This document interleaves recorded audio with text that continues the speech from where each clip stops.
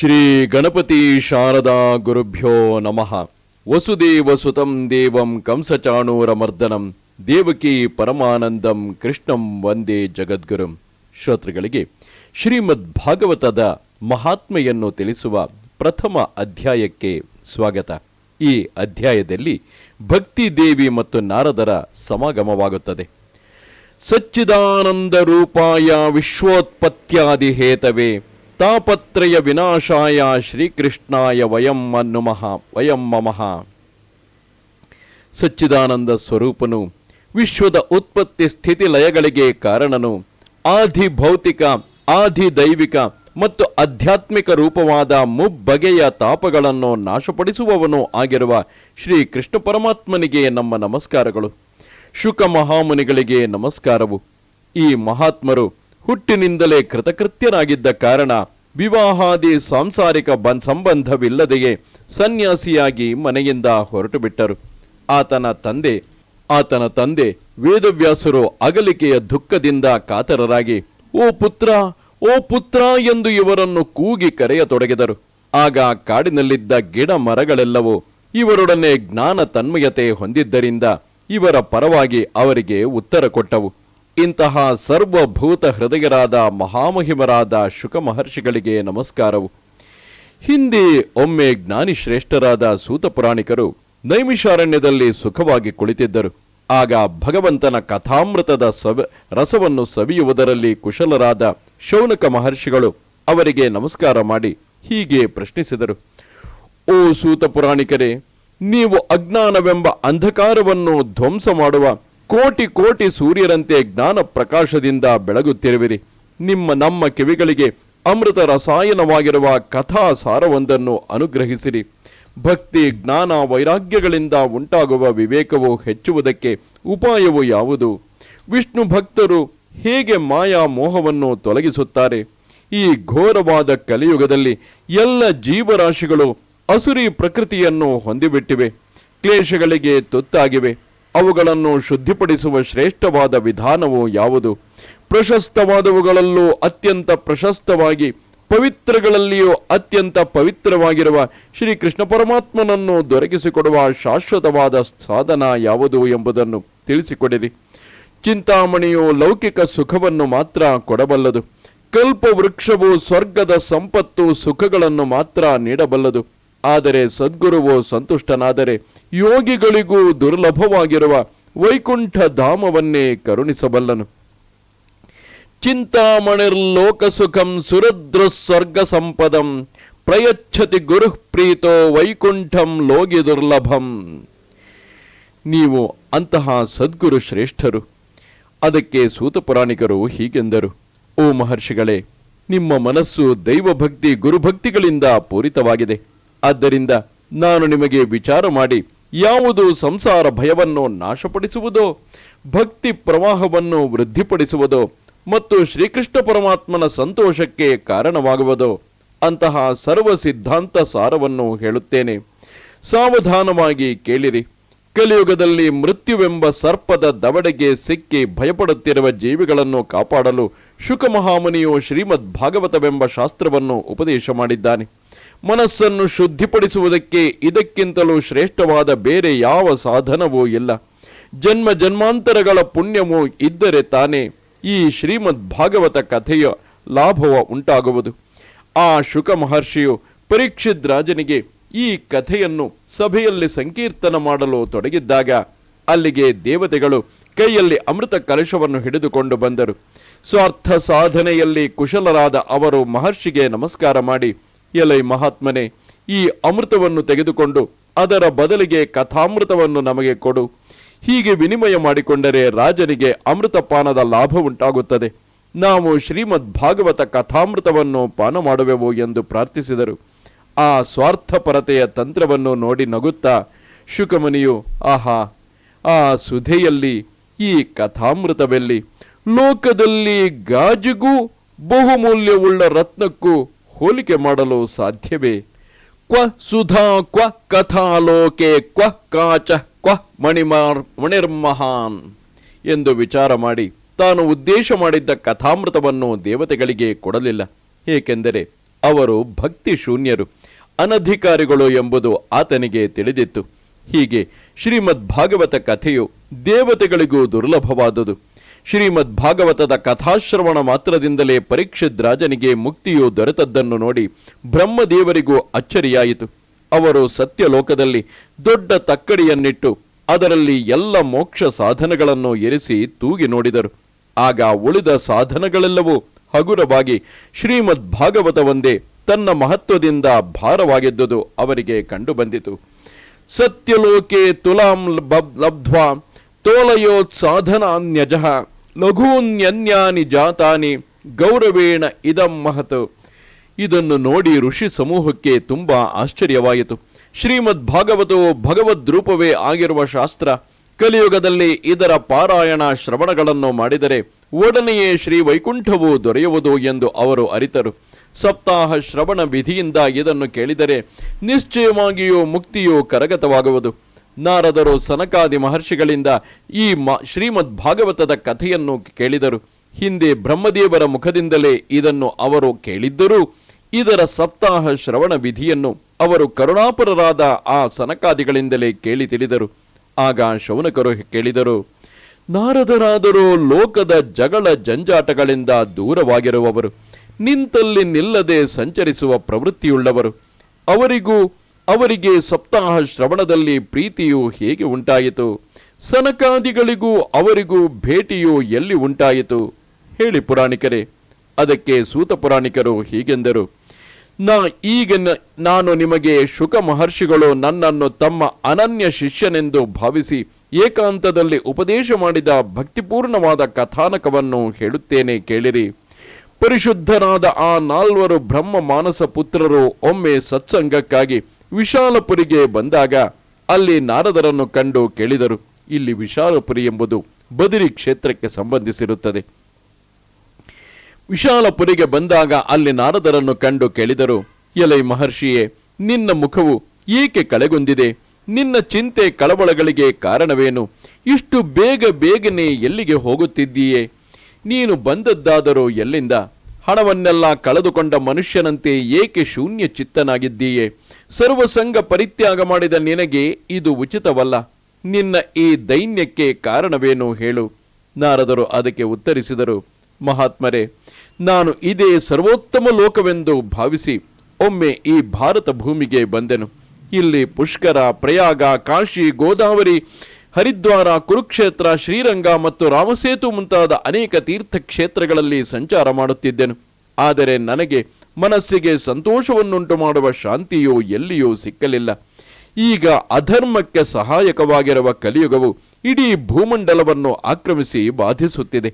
ಈಗ ಇಲ್ಲಿ ತಪಸ್ಸು, ಒಳಗಿನ ಮತ್ತು ಹೊರಗಿನ ಶುಚಿತ್ವ, ದಯೆ, ದಾನ ಯಾವುದೂ ಇಲ್ಲವಾಗಿದೆ. ಬಡಪಾಯಿಗಳಾದ ಜೀವಿಗಳು ಕೇವಲ ತಮ್ಮ ಹೊಟ್ಟೆ ಹೊರೆಯುವುದರಲ್ಲಿ ತತ್ಪರರಾಗಿದ್ದಾರೆ. ಅವರು ಕಪಟ ಭಾಷಿಗಳು, ಸೋಮಾರಿಗಳು, ಮಂದಬುದ್ಧಿಯುಳ್ಳವರು, ಮಂದಗತಿಯುಳ್ಳವರು, ಭಾಗ್ಯಹೀನರು ಮತ್ತು ಉಪದ್ರವಗಳಿಗೆ ಸಿಲುಕಿದವರು ಆಗಿದ್ದಾರೆ. ಸಾಧು ಸಂತರೆಂದು ಕರೆಯಲ್ಪಡುವ ಜನರು ಪಾಷಂಡಿಗಳಾಗಿ ಬಿಟ್ಟಿದ್ದಾರೆ. ನೋಡುವುದಕ್ಕೆ ವಿರಕ್ತರಂತೆ ಕಂಡರೂ ವಾಸ್ತವವಾಗಿ ಹೆಂಗಸು, ಹಣಕಾಸು ಮುಂತಾದವುಗಳಲ್ಲಿ ಪರಿಗ್ರಹವುಳ್ಳವರಾಗಿರುತ್ತಾರೆ. ಮನೆಯಲ್ಲಿ ಹೆಂಗಸರದೇ ರಾಜ್ಯ, ಮೈದುನನೇ ಸಲಹೆಗಾರ. ಜನರು ಲೋಭದಿಂದ ಕನ್ಯಾ ವಿಕ್ರಯವನ್ನೂ ಮಾಡುತ್ತಾರೆ. ದಂಪತಿಗಳು ಜಗಳವಾಡುತ್ತಿರುತ್ತಾರೆ. ಮಹಾತ್ಮರ ಆಶ್ರಮ, ತೀರ್ಥ ಮತ್ತು ನದಿಗಳಲ್ಲಿ ವಿಧರ್ಮಿಗಳ ಅಧಿಕಾರ ಆಕ್ರಮಣವಾಗಿದೆ. ಆ ದುಷ್ಟರು ಅನೇಕ ದೇವಾಲಯಗಳನ್ನೂ ನಾಶಪಡಿಸಿಬಿಟ್ಟಿದ್ದಾರೆ.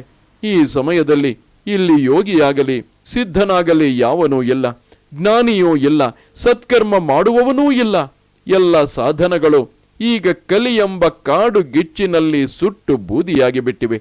ಈ ಕಲಿಯುಗದಲ್ಲಿ ಎಲ್ಲ ರಾಜ್ಯಗಳಲ್ಲೂ ಅನ್ನದ ಮಾರಾಟ ನಡೆಯುತ್ತಿದೆ. ಬ್ರಾಹ್ಮಣರು ಹಣವನ್ನು ತೆಗೆದುಕೊಂಡು ವೇದವನ್ನು ಹೇಳಿಕೊಡುತ್ತಾರೆ. ಕಾಮಿನಿಯರು ವೇಶ್ಯಾವೃತ್ತಿಯಿಂದ ಜೀವನ ನಿರ್ವಹಿಸುತ್ತಾರೆ. ಈ ರೀತಿ ಕಲಿಯುಗದ ದೋಷಗಳನ್ನು ನೋಡುತ್ತಾ ಭೂಮಿಯಲ್ಲಿ ಸಂಚರಿಸುತ್ತಾ ಶ್ರೀ ಕೃಷ್ಣ ಪರಮಾತ್ಮನು ದಿವ್ಯ ಲೀಲೆಗಳನ್ನು ಮಾಡಿದ ಸ್ಥಾನವಾದ ಯಮುನಾ ನದಿಯ ತೀರವನ್ನು ತಲುಪಿದೆನು. ಮುನಿವರಿಯರೇ, ಅಲ್ಲಿ ನಾನು ಕಂಡ ಒಂದು ಅಚ್ಚರಿಯ ವಿಷಯವನ್ನು ಹೇಳುತ್ತೇನೆ ಕೇಳಿರಿ. ಒಬ್ಬ ಯುವತಿಯು ಅಲ್ಲಿ ಖಿನ್ನವಾದ ಮನಸ್ಸುಳ್ಳವಳಾಗಿ ಕುಳಿತುಕೊಂಡಿದ್ದಳು. ಆಕೆಯ ಬಳಿ ಇಬ್ಬರು ಮುದುಕರು ಪ್ರಜ್ಞೆ ತಪ್ಪಿದವರಾಗಿ ಬಿದ್ದುಕೊಂಡು ನಿಟ್ಟುಸಿರು ಬಿಡುತ್ತಿದ್ದರು. ಆ ತರುಣಿಯು ಅವರಿಗೆ ಉಪಚಾರ ಮಾಡುತ್ತಾ ಕೆಲವೊಮ್ಮೆ ಅವರನ್ನು ಎಚ್ಚರಿಸಲು ಪ್ರಯತ್ನ ಪಡುತ್ತಿದ್ದಳು, ಮತ್ತೆ ಕೆಲವೊಮ್ಮೆ ಅವರ ಮುಂದೆ ಗೋಳಾಡುತ್ತಿದ್ದಳು. ತನ್ನ ಶರೀರದ ಕಷ್ಟವನ್ನು ನೀಗಿಸಿ ತನ್ನನ್ನು ರಕ್ಷಿಸುವವರು ಯಾರೆಂದು ದಶ ದಿಕ್ಕುಗಳಲ್ಲಿಯೂ ಕಣ್ಣರಳಿಸಿ ನೋಡುತ್ತಿದ್ದಳು. ಅವಳ 4 ಕಡೆಗಳಲ್ಲಿಯೂ 100 ಸ್ತ್ರೀಯರು ಆಕೆಯ ಮೇಲೆ ಗಾಳಿ ಬೀಸುತ್ತಾ ಆಕೆಯನ್ನು ಮತ್ತೆ ಮತ್ತೆ ಸಮಾಧಾನಪಡಿಸುತ್ತಿದ್ದರು. ದೂರದಿಂದ ಇದನ್ನೆಲ್ಲ ನೋಡುತ್ತಿದ್ದ ನಾನು ಕುತೂಹಲದಿಂದ ಆಕೆಯ ಬಳಿಗೆ ಹೋದೆನು. ನನ್ನನ್ನು ಕಂಡೊಡನೆಯೇ ಆಕೆಯು ಮೇಲೆದ್ದು ಕಳವಳದಿಂದ ನನ್ನನ್ನು ಕುರಿತು, ಓ ಸಾಧುವೆ, ಕೊಂಚ ಕಾಲ ನಿಲ್ಲು, ನನ್ನ ಚಿಂತೆಯನ್ನು ಹೋಗಲಾಡಿಸು. ನಿನ್ನ ದರ್ಶನವಾದೊಡನೆ